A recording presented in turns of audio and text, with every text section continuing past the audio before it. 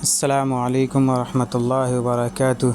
ہمارے YouTube channel سے on line عربی لکھنا پڑھنا بولنا سیکھیں، مثلاً نحو، صرف، ترکیب، انشاء، ترجمہ قرآن حدیث وغیرہ۔ اس سے پہلے سبق میں ہم نے جانا تھا جمع کی تعریف اور اس کی قسمیں۔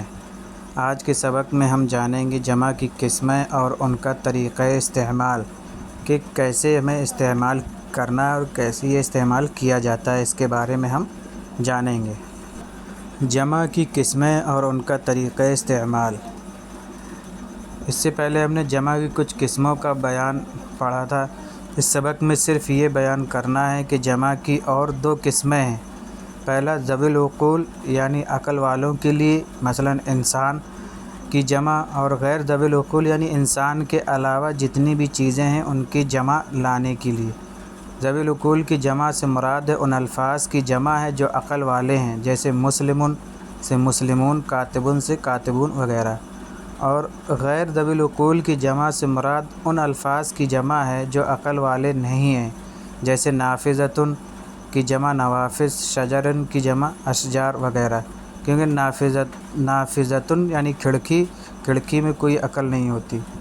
دوسری بات یہ ہے کہ جمع سالم صرف ذوی العقول کے لیے ہی آتی ہے اور غیر ذوی العقول کی نہیں آتی، برخلاف جمع مکسر کے کہ یہ ذوی العقول وغیرہ و ذوی العقول دونوں کی آتی ہے۔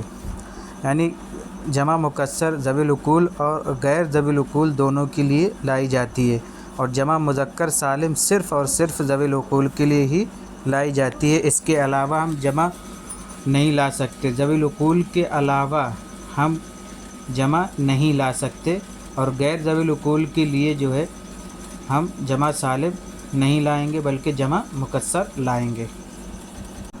تیسری بات جو اس سبق کا اصل مقصد ہے یہ ہے کہ غیر ذوی العقول کی جمع واحد مؤنث کے حکم میں ہوتی ہے، یعنی جب بھی ہم غیر ذوی العقول کی جمع لائیں گے تو اس کا حکم واحد مؤنث کے حکم کے برابر ہوتا ہے۔ یعنی اگر واحد مؤنث ہے تو اس کی جب جمع غیر ذوی العقول کی جو ہے جمع جو واحد مؤنث کے حکم میں ہوتی ہے۔ لہذا اگر غیر ذوی العقول کی جمع مبتدا واقع ہو تو اس کی خبر واحد مؤنث لائیں گے، جیسے النوافذ مفتوحۃ۔ لیکن نوافذ نافذۃ کی جمع ہے اور مفتوحۃ واحد مؤنث، کھڑکیاں کھلی ہوئی ہیں۔ الابواب مغلقۃ، دروازے بند ہیں وغیرہ۔ مفتوحات اور مغلقات نہیں کہیں گے۔ اسی طریقے سے اگر جمع غیر ذوی العقول کی صفت ذکر کریں گے تو واحد مؤنث ہی لائیں گے، مثلاً کہیں گے الفواکہ الجدیدۃ لذیذۃ۔ تو دیکھیے الفواکہ جمع ہے اور غیر ذوی العقول ہے، اس لیے اس کی صفت جو ہے الجدیدۃ لائے ہیں اور خبر لذیذۃ، عمدہ میوے لذیذ ہیں۔ الاشجار الطویلۃ ذابلۃ، لمبے درخت مرجھائے ہوئے ہیں، ذابلۃ کے معنی مرجھانا وغیرہ۔ اسی طریقے سے اگر جمع غیر ذوی العقول مشار الیہ واقع ہوں تو اس میں اشارہ کو بھی واحد مؤنث ہی لائیں گے، مثلاً کہیں گے ھذہ الفواکہ الجدیدۃ لذیذۃ۔ تو ان تمام چیزوں میں یہ جتنی بھی مثالیں پیش کی ہیں غیر ذوی العقول کی، تو اس میں واحد مؤنث ہی لائیں گے، اس کی چاہے صفت ہو چاہے خبر ہو۔ یہ عمدہ میوے لذیذ ہیں۔ تلک الاشجار الطویلۃ ذابلۃ، وہ لمبے درخت مرجھائے ہوئے ہیں۔ مذکورہ مثالوں میں اس میں اشارہ، صفت، خبر سب کو ضابطۂ مذکورہ کے تحت، یعنی جو قاعدہ جو بیان کیا گیا ہے اسی کے تحت واحد مؤنث ہی استعمال کیا گیا ہے، مگر یہ واضح رہے کہ یہ قاعدہ صرف غیر ذوی العقول کی جمع کے لیے ہے۔ ذوی العقول کی جمع واحد مؤنث کے حکم میں نہیں ہوتی، اس لیے اس کی صفت، خبر، اسم اشارہ سب جمع ہی لائیں گے، جیسا کہ تمام جملوں میں آپ نے دیکھا۔ اس سے پہلے جو جملے آئے آپ نے ان سب میں دیکھا کہ جمع ذوی العقول کی ہے تو اس کے لیے جمع کا ہی صیغہ لائے ہیں، چاہے وہ صفت ہو چاہے خبر ہو، اس کے علاوہ ہم نہیں لا سکتے۔ اگر غیر ذوی العقول ہے تو پھر واحد مؤنث ہی لائیں گے۔ ان جملوں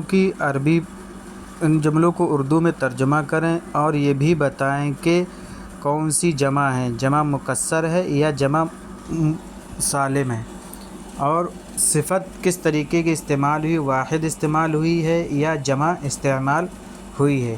خبر ہے تو خبر واحد مؤنث ہوئی ہے یا پھر جمع ہوئی ہے، جمع سالم کے لیے ہوئی ہے یا جمع غیر مکسر کی ہوئی ہے جو کہ غیر ذوی العقول ہے۔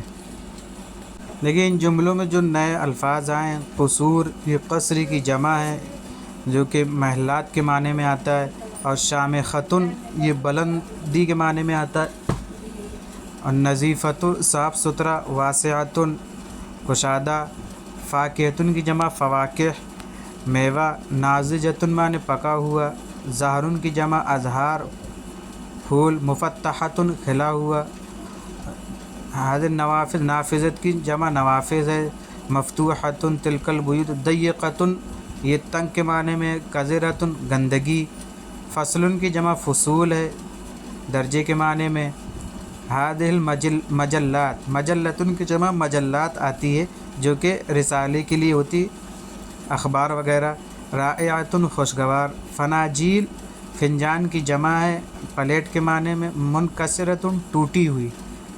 یہ اس میں جو نئے الفاظ آئے ہیں یہ ان کے معنی ہیں۔ آپ ان الفاظ کی رعایت کرتے ہوئے آپ ان کا ترجمہ کریں اور یہ بھی بتاتے جائیں کہ کون سی جمع واقع ہوئی ہے۔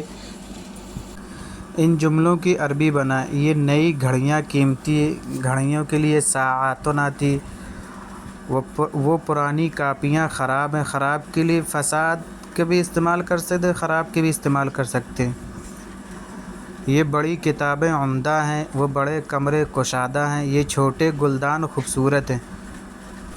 گلدان کے لیے آتی ہے زہریۃن، وہ نئے بیگ بڑے ہیں، یہ عمدہ کرسیاں آرام دہ کے لیے آتی ہے مریحۃن، وہ پھلدار درخت لمبے کے لیے آئے گی یہاں طویلۃن، یہ خوبصورت گملے رکھے ہوئے ہیں، گملے کی عربی گزر چکی ہے، وہ نئے پنکھے چل رہے ہیں۔ مندرجہ ذیل جملوں سے 5 میں خبر اور 5 میں مبتدا کا ذکر کریں۔ ھذہ الاشجار الطویلۃ، تلک القصور العالیۃ، عالیۃ معنی بلند، ھذہ الفناجین الصغیرۃ، تلک المدارس الاسلامیۃ، ھذہ السیارات الجدیدۃ، کبیرۃ مثمرۃ مریحۃ شامخۃ منکسرۃ۔